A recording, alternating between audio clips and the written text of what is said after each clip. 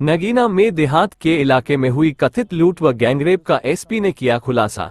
पीड़ित महिला ने प्रेमी संग मिलकर दिया था वारदात को अंजाम। कर्जे में डूबे प्रेमी की मदद के लिए बनाई थी योजना। शाम ढलते ही योजनाबद्ध तरीके से घर में घुसा था प्रेमी। सनसनीखेज वारदात के बाद डीआईजी ने किया था घटनास्थल का निरीक्षण। 10 सालों का प्यार परवान चढ़ा तो प्रेमी के साथ मिलकर बना दी खुद के ही घर में लूट की योजना। आरोपी प्रेमी चढ़ा पुलिस की हत्थे। धाराओं में अभियोग दर्ज किया गया।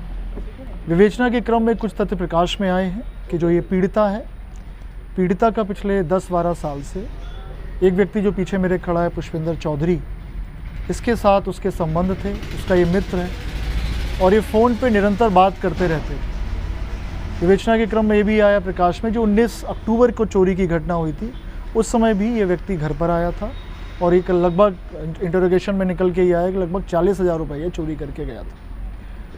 14 तारीख की शाम को लगभग 5:51 पे पीड़िता ने इसको पुष्पिंदर चौधरी को घर पे बुलाया, क्योंकि पीड़िता के परिजन धामपुर गए थे एक फंक्शन के लिए। तो वो धामपुर निकले और इसने घर पे बुलाया और इसने ये सारा सामान जो आपको दिख रहा है, चांदी का सामान है, जेवर है, सोने का जेवर है, कुछ घड़ियाँ हैं, करेंसी नोट्स हैं, मोबाइल फ़ोन है, एलईडी है, स्कूटी है, ये सब इसने इसके सुपुर्द कर दी और ये सारा सामान लेके बिजनौर आ गया।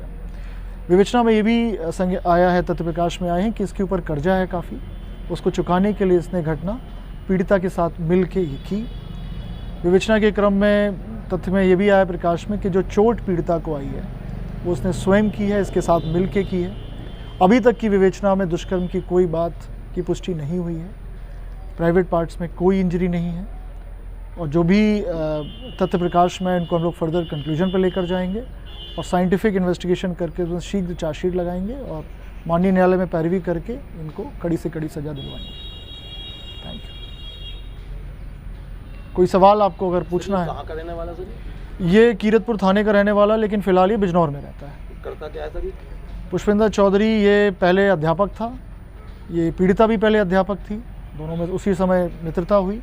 उसके बाद इसने कुछ शेयर का कुछ काम किया उसमें इसके पास, उसके ऊपर ये कर्जा हो गया इस तरह का। तो सर ये उस समय घटना के समय अकेला ही था ये? अभी तक तो यही प्रकाश में है कि अकेला था, लेकिन इसके साथ अगर कोई और भी था तो उसकी हम लोग इन्वेस्टिगेशन कर रहे हैं। लेकिन फिलहाल इसने यही बताया कि अकेला गया था, लेकिन हम हर चीज़ को बिल्कुल गहनता से विवेचना कर रहे हैं। तो सर ये पुलिस वहाँ तक पहुँची इस तक, तो इसके लिए क्या रास्ता बना, मतलब क्या साधन बना, कौन सा रास्ता बना इससे जो इस तक? इंटरोगेशन हम लोग करते हैं। हम लोगों ने क्राइम सीन है, अगर आपने भी देखा होगा कि शाम को 7 बजे कोई छत के रास्ते से कूद के इस तरह की घटना कर दे, जनरली नहीं होती है, अमूमन नहीं होती। इसलिए हम लोग भी इसको थोड़ा, जैसे आपने बताया मीडिया में चला भी है, कि हम लोग थोड़ा अलग दृष्टि से इसको देख रहे थे, हर एंगल से इसको देख रहे थे, कहीं कुछ, क्योंकि सटीक सूचना देना कि हम लोग परिजन को ने कहा था कि 10 बजे रात तक हम लोग लौट आएंगे और परिजन लगभग 5:30-6 बजे गए हैं, तो 4 घंटे की ये जो सटीक सूचना है वो वही कर सकता है जो परिचित हो या घर का इंसाइडर हो। तो बाहर का हम लोगों ने इसलिए उसको कर दिया था कि बाहरी कोई घटना कर नहीं सकता। ज़रूर किसी ने इसकी मुखबिरी की है,